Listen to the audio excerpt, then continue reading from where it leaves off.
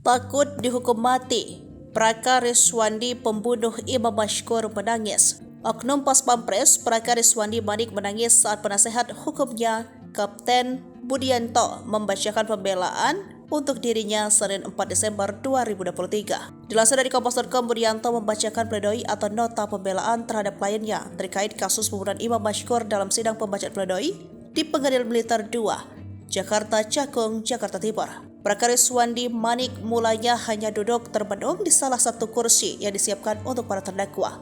Dalam sidang sebelumnya, ia dituntut hukuman mati. Ia duduk di samping dua rekannya, Praka Herisandi dan Direktorat Topografi Angkatan Darat dan Praka Jasmowir dari Kosdam Iskandar Muda Aceh. Sejak memasuki ruang sidang, Praka Riswandi Manik terus menunduk. Ia hanya menatap ke depan saat berada di hadapan majelis hakim. Saat duduk di tempatnya, ia tidak hanya menunduk tetapi juga membungkukkan diri. Kedua tangannya saling menggenggam satu sama lain. Sesekali, Praka Riswandi Manik menghela napas seperti Praka Herisandi, namun ia juga sambil memainkan tangannya. Setiap selesai menghela napas, Praka Riswandi Manik selalu melirik-lirik ke arah auditor militer, majelis hakim, dan audiens yang menonton sidang itu. Namun ia selalu mengalihkan pandangan dan menunduk saat salah satu hakim anggota atau hakim ketua berbalik memandangnya. Tubuh Praka Riswandi Manik tidak pernah berhenti bergerak. Ketika tidak menghela napas, ia kembali memainkan jemarinya. Sesekali ia mengusap wajah. Ia juga kerap mengubah gaya duduknya antara bungkuk dan tegap, meski lebih sering duduk membungkuk. Seiring penasihat hukumnya membacakan nota pembelaan, alis Praka Riswandi Manik mulai mengerut.